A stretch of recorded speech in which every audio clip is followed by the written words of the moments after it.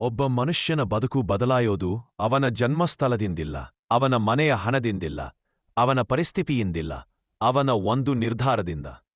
ಈಗ ನೀವು ಕೇಳಲಿರುವ ರವಿಯ ಕತೆ ಬಡತನದ ಹಳ್ಳಿಯಿಂದ ಶುರುವಾಗಿ ಶಿಕ್ಷಣದ ಬೆಳಕಿನಿಂದ ಏಳಿದ ಒಂದು ಪ್ರೇರಣೆಯ ಪ್ರಯಾಣ. ಮುಳ್ಳಿನ ಗಿಡಗಳು, ಧೂಳಿನ ದಾರಿ, ಮಳೆಯಲ್ಲೂ ಮಣ್ಣಾಗೋ ಹಳ್ಳಿ. ಅಲ್ಲಿ ಹುಟ್ಟಿದ ರವಿ. ಮನೆ ಬಡ್ಡ, ತಾಯಿ ಕೂಲಿ ಕೆಲಸ, ತಂದೆ ಹೊಲದಲ್ಲಿ ಕೂಲಿ. ರವಿ ಶಾಲೆಗೆ ಹೋಗೋದು 3 ಕಿಲೋಮೀಟರ್ ದಾರಿ. ಹಳೆಯ ಪುಸ್ತಕ ಚೀಲವು ಬಿಟ್ಟು ಒಂದು ಮಣ್ಣಿನ ಗೂಣಿ ಚೀಲ. ಪುಸ್ತಕ ಮಳೆ ತಟ್ಟಿದರೂ ರವಿಯ ಓದಿನ ದಾಹ ನಿಲ್ಲಲಿಲ್ಲ. ಪ್ರತಿದಿನ ಗುರುಗಳು ಕೇಳ್ತಿದ್ದರು, ಮಗ ಓದಕ್ಕೆ ಬಂದಿದ್ದೀಯಾ? ಒಂದು ಉತ್ತರ, ಹೌದು ಗುರೂಜಿ, ಓದೋದು ನನ್ನ ಹಾದಿ. ಚೆನ್ನೆ ಕ್ಲಾಸ್.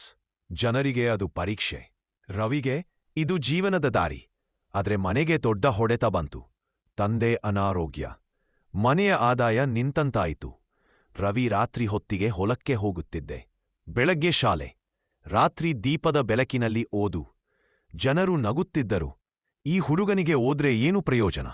ಆದ್ರೆ ರವಿ ಯಾವುದೇ ಮಾತಿಗೆ ಬಗ್ಗಲಿಲ್ಲ. ಅವನ ಮನಸ್ಸು ಹೇಳ್ತಿತ್ತು, ನಾನು ನನ್ನ ದಾರಿಯನ್ನೂ ನಾನು ಕಟ್ಟುತ್ತೇನೆ. ರವಿಯ ತನ್ನೇ ಫಲಿತಾಂಶ ಬಂದಾಗ ಹಲ್ಲಿಗೆ ಹಬ್ಬದಂತಾಯಿತು. ಆದ್ರೆ ಕಾಲೇಜಿನ ಫೀಸ್ ಅದು ಮನೆಯ ಮಟ್ಟ ಮೀರಿ ಹೋಗಿತ್ತು. ತಾಯಿ ತನ್ನ ಹಳೆಯ ಬಟ್ಟೆಯ ತುಂಬಿನಲ್ಲಿ ಕಟ್ಟಿಯಿಟ್ಟಿದ್ದ 9 ರೂಪಾಯಲ್ಲಿ ತೆಗೆದುಕೊಟ್ಟಲು. ಇದು ನಾನು ಕೊಡಬಹುದಾದ ಯಾವುದು? ನೀನು ಓದಿ ಮಗ. ರವಿಯ ಕಣ್ಣಲ್ಲಿ ಕಣ್ಣೀರು. ಅವನು ಹೀಗೆ ಪಟ್ಟಣದ ಸರ್ಕಾರಿ ಕಾಲೇಜಿಗೆ ಸೇರ್ಪಡೆಯಾದ. ಆದ್ರೆ ನಗರದ ಊಟ, ಬಾಡಿಗೆ, ಬಸ್ ಎಲ್ಲವೂ ಹಣ. ರವಿ ದಿನಕ್ಕೆ ಕೆಲದಿನ ಊಟ ಬಿಡುತ್ತಿದ್ದ.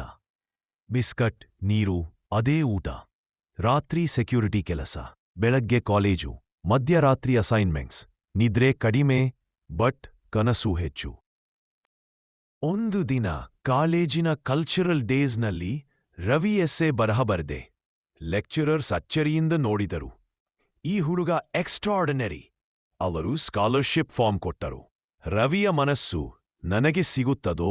ಆದರೆ ಅವನು ಟ್ರೈ ಮಾಡಿದ.